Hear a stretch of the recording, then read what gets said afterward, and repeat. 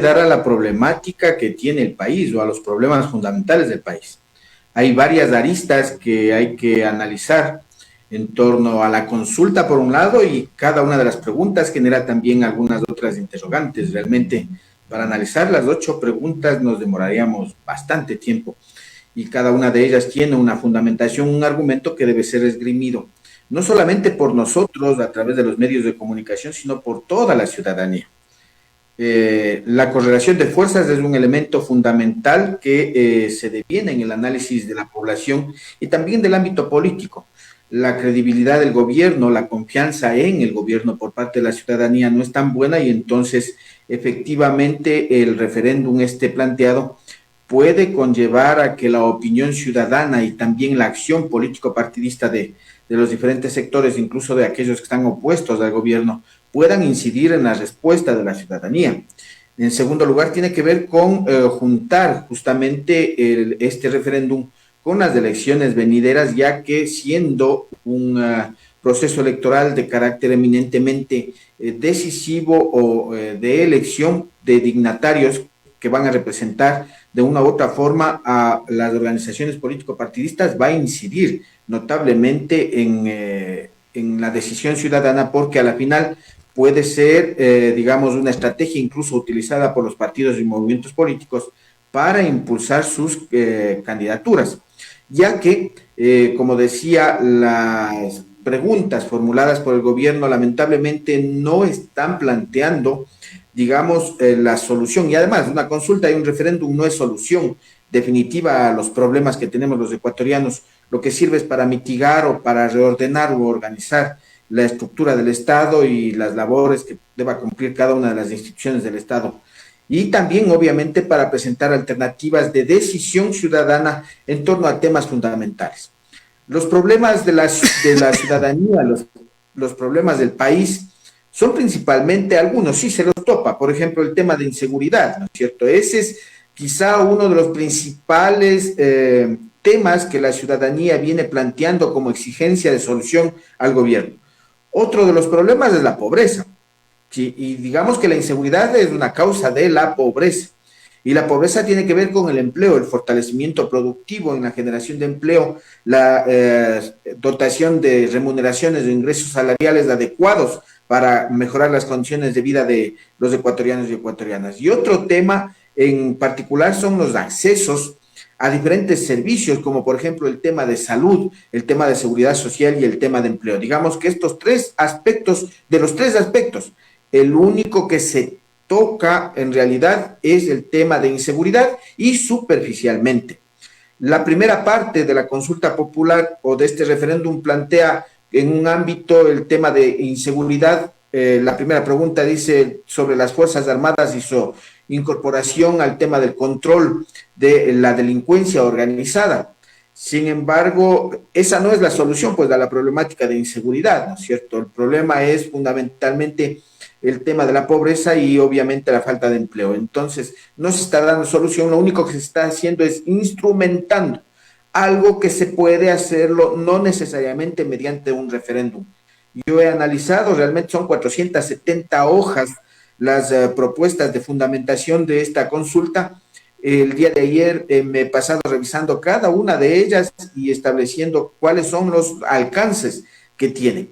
Me preocupa en esta primera pregunta, por ejemplo, un tema, se involucra o se dice que la lucha social es resultado de la acción de los grupos delictivos o de la delincuencia organizada. Eso es grave porque lo que se pretendería es justificar la intervención también de las Fuerzas Armadas en las acciones de protesta social que se puedan venir más adelante en contra del gobierno, sabiendo de que hay una conflictividad social incluso con el movimiento indígena. Eso me preocupa sobremanera. Sin embargo, diría yo de que, bueno, ya autorizamos los ecuatorianos de que las Fuerzas Armadas se involucren en el tema del control de la seguridad social. La preocupación es de que van a existir más militares en las calles, pero también va a existir más delincuencia organizada en las calles, porque el problema no se ha resuelto de raíz, que es el problema de pobreza y delincuencia.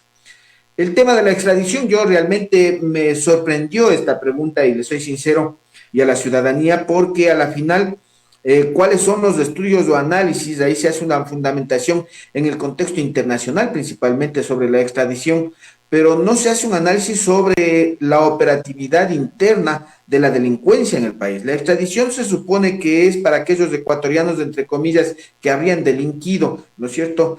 ¿Y cuáles ha sido en la historia del Ecuador y en estos últimos años principalmente las solicitudes o requerimientos de extradición de ecuatorianos que hayan delinquido a nivel internacional? No existe, no hay eso.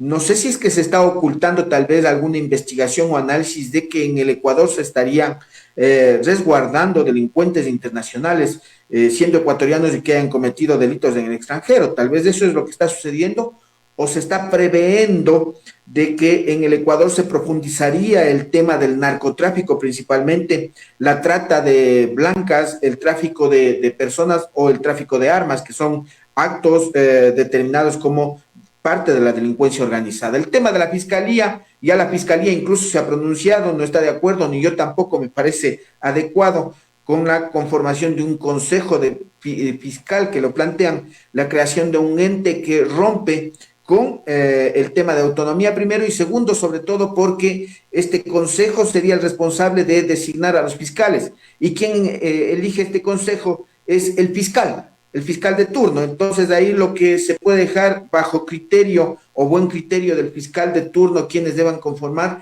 aquellos integrantes de este consejo de la fiscalía, que en definitiva puede ser un tráfico de influencias o un pago de favores políticos y jurídicos que se puedan dar en el país. Es decir, hay varios temas de análisis sobre estas tres primeras preguntas que corresponden al tema de seguridad. No se ha tomado en cuenta el tema de la Corte de Justicia y la normatividad. Eso es grave y gravísimo, ¿no es cierto? No sé cuál vaya a ser el criterio del gobierno. Hay el tema de los asambleístas, hay que hacer un análisis muy importante ahí sobre la representación y la legitimidad de la representación, ¿no es cierto? Plantea la reducción de los asambleístas que llegarían con el censo del 2010 a 100 asambleístas, y si se aplica el censo del 2020, que no ha existido todavía ese censo, es decir, del 2022 en la práctica, se podría llegar a 116 asambleístas. Me preocupa este tema porque la representación se va a reducir. Prácticamente en todo el país, cada provincia tendría un asambleísta como representante, pero sin embargo, por cada 250,000 habitantes habría un representante más. Guayas y Pichincha principalmente tendrían la mayor representación en la Asamblea Legislativa, y el resto de provincias pues se reducirían incluso notablemente, ¿no es cierto? Por ejemplo, Loja, si de ser el caso, bajaría a 3 asambleístas con el censo del 2022. Imbabura, por ejemplo, con ese censo bajaría de 4 a 2 asambleístas. Es decir, eso es un análisis que hay que hacerlo muy puntual, de manera integral, para ver realmente esa representación. La cuestión de la eliminación de los movimientos políticos, que hay que establecerlo con claridad. Sí, la ciudadanía ve con asombro la presencia de tantos movimientos y cómo es que se generan estos movimientos, y que ahora hasta la mamá de Tarzán tiene un movimiento político de participación electoral. Yo estoy de acuerdo con esa reorganización, sin embargo, incluso también hay que considerar la necesaria reforma de la legislación para establecer incluso la garantía de la vigencia de esos partidos o movimientos políticos, porque resulta, por ejemplo, que se exige en el Código de la Democracia, se exige que los partidos tengan el 3% de la votación de acuerdo a la jurisdicción, pero cuando se hacen las elecciones nacionales, por ejemplo, el Partido Social Cristiano no tiene una votación en ciertas provincias, como por ejemplo Imbabura, pero basta con la votación del Guayas para mantenerse y sostenerse como partido de cobertura nacional. Ese análisis es entonces el que hay que corregirlo también dentro de esta modificación de la estructura político nacional. El Consejo de Participación Ciudadana, totalmente de acuerdo con que se quite las funciones. El problema no es ese. El Consejo de Participación Ciudadana ha actuado como una asamblea legislativa chiquita. Representa la política partidaria de cada uno de los que participan en la asamblea legislativa y en el gobierno. Pero resulta que con este referéndum lo que se pretende es entregar nuevamente, como se hacía antes, a la Asamblea Legislativa para que elijan o designen a estos funcionarios. Vea, lamentablemente en el país Esta no es la solución a la problemática del reparto, la troncha, la distribución de los poderes del Estado. Porque en la Asamblea Legislativa es donde más va a surtir este efecto. Incluso con estas funciones asignadas a la Asamblea Legislativa, ¿cuándo se van a dedicar a legislar? Sino que se van a dedicar entonces definitivamente 4 años a disputarse el control de las instituciones del Estado. La lógica ahí, yo veo ahí lamentablemente de que el gobierno no tiene creatividad.